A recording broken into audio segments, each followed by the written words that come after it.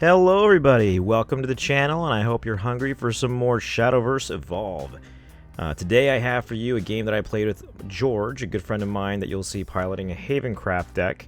I myself will be playing my take on a D.Shift deck. I hope you enjoy, and let's just dive right in. So I believe George won the die roll, and he is making me go first.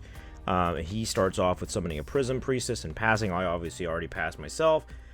So I will start off with a Sorcery Cache. It's probably one of the best cards you can start off with if you're playing Runecraft or D.Shift, I should ask. Just because it gets you started on getting the spells you want in your hand and also dumping one in the grave at the same time. So you'll see I'll add an Alchemic Lore to my hand and I'll dump a Fiery Embrace. And that's pretty much going to be it for my next turn. I pass to George. He is most likely, I'm anticipating him just spending his 2 play points, evolving Prism Priestess here, which he does do shortly, you'll see. But apparently he has other plays in his hand, so he's thinking about it for a second. So he does evolve Prism Priestess, searching for what I believe is Holy Sentinel. Yep, that's the best card in his deck. And then he swings for 2 to face. I'm not worried about taking early damage on in this matchup with Haven, because the deck doesn't have any kind of explosive damage anywhere, unless you tech in either... I mean, I've had friends tech in Gilgamesh or... whatever the other storm follower that Haven has. I forget what her name is because she's not really played. But my turn goes. You can see my hand's already not very strong because I'm just playing Path to Purgatory early on, drawing 3 cards, and I'm going to be discarding at the end phase because I think I have 8 cards in hand. So I'm going to be discarding here. Looks like the Alchemic Lore that I added last turn. So I don't really like the card too much in general, and I think actually in my latest build I don't play it anymore at all. You'll see George summon or activate Opinion Prayer and activate its effect right away. Hit me for 4 damage and pass.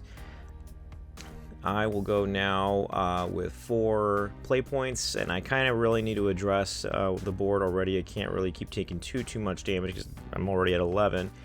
So I summon my Penguin Wizard, not Soldier, Penguin Wizard. Yu-Gi-Oh! Habits make me want to call it Penguin Soldier. Discard Trail of Light, that good old Wombo combo, drawing 2 cards for almost free.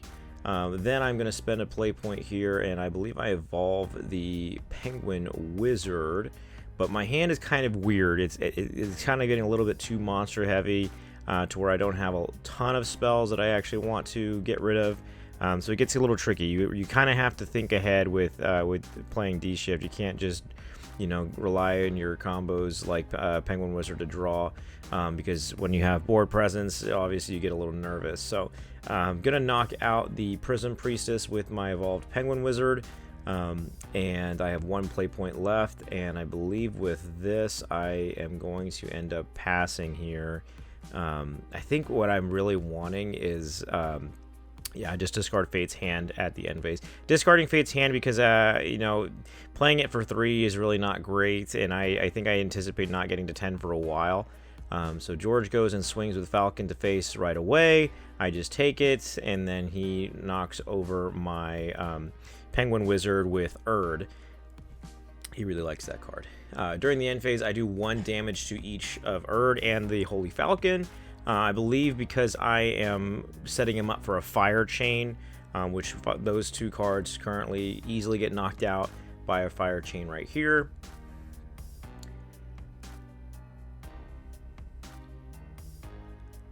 It looks like I'm still thinking about a play here. Again, there's a lot of sensitivity, I think, with playing this deck. You can't mess up because you're just not aggressive at all, and you can't get too far behind otherwise. You probably are going to have a really hard time of making a comeback here. So I went ahead, activate Penguin Wizard, discard a Sorcery Cache on the hand, spend another play point to evolve it, discard D-Shift. In my deck, at no point will I ever be able to resolve 3 D-Shifts, so I just have a 3rd one in there just to make sure I see it, but it's almost always something I'm just going to discard. So I pass with 2 play points left, like I said, setting up George for a Fire Chain here. George being at now 5 play points. What I'm expecting here is him to drop the Holy Sentinel that he had searched turn 2.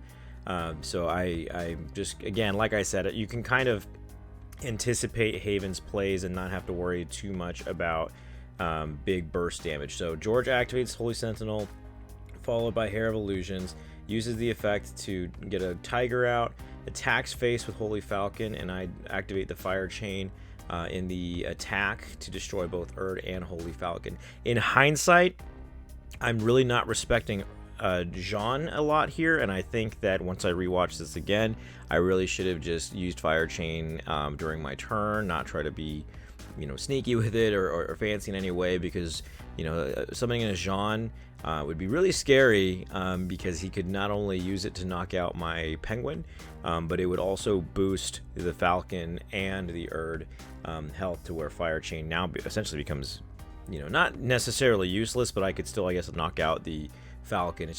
My point is that it's not nearly as good, and so hindsight's 2020. I should have just done that. But anyway, I start my turn by using Penguin Wizard's effect to discard a Insight, essentially just making Insight free. I do that so I can activate Fate's Hand and only do it for 2 cost. Then I am just looking at my graveyard, counting the cards. I believe now I'm at 11, and I pass turn, feeling safe because I have a Fiery Embrace in the hand. So George draws for turn, has a Tiger up with Ward already, so he's probably feeling really good. I mean, once you've got a Holy Sentinel combo off, everything starts to become a lot easier.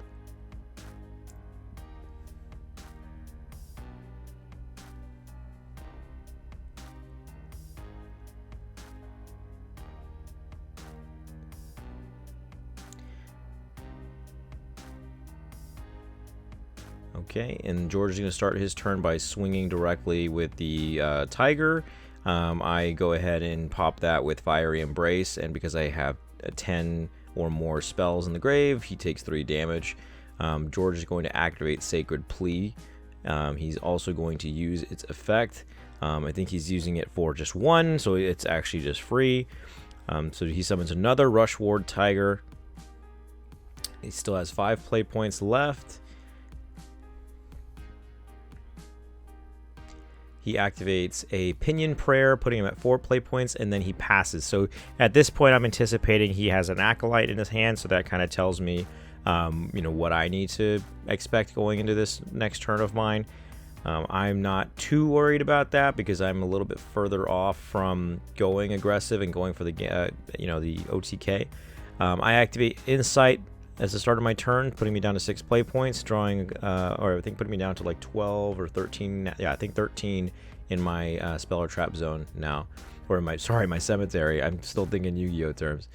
I'm contemplating using Penguin Wizard's effect, but instead I summon Demon Flame Mage, and I'm evolving it quickly. And my goal here really is that I just want to clear the Tiger. That if you notice, George did not engage. He left it reserved because I am low. He's trying to get some extra muscle to clear game.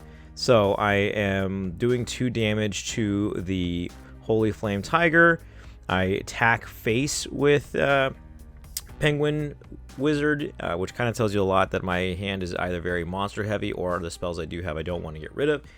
But anyway, this is another moment in which, again, hindsight, I really should have just respected Jean a little bit more, because Jean would have just wiped out my Demon Flame Mage and also my Penguin Wizard. So looking back at this, I'm gonna go into this matchup respecting Jean a little bit more. So George activates Skullfane, does hit a Hair of Illusions, which is so nice for him. He's going to go ahead and use the Hair of Illusions to forcibly engage my Demon Flame, getting another Tiger, dealing 2 damage to my board and to my health, so I'm now only at 7. He's making sure that Path of Purgatory will not trigger.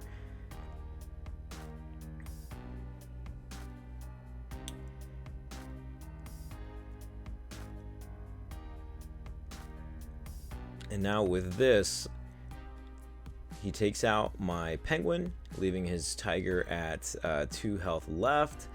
This is kind of putting me in a position where I really have to do something. I have to answer the board. It's either I have Firing Race or I'm kind of going for game. So I believe I actually rip the Insight right off the top, which puts me at exactly 15 spells in the cemetery. So now what I'm doing here, and since George has actually already spent all of his play points, I know this is the moment for me to go for game. So as you can already see here, the formula is adding up to where I can summon the Flame Destroyer, attack over the Ward Tiger, and hit George for 4, and now I can activate Dimension Shift, banishing 10 from my cemetery, take another turn, and we have exact game with the Flame Destroyer and the Demon Flame Mage. So that's going to be the end of the game. I hope you guys enjoyed watching it. If you guys would like more matches just like this, let me know, and I'll see you next time.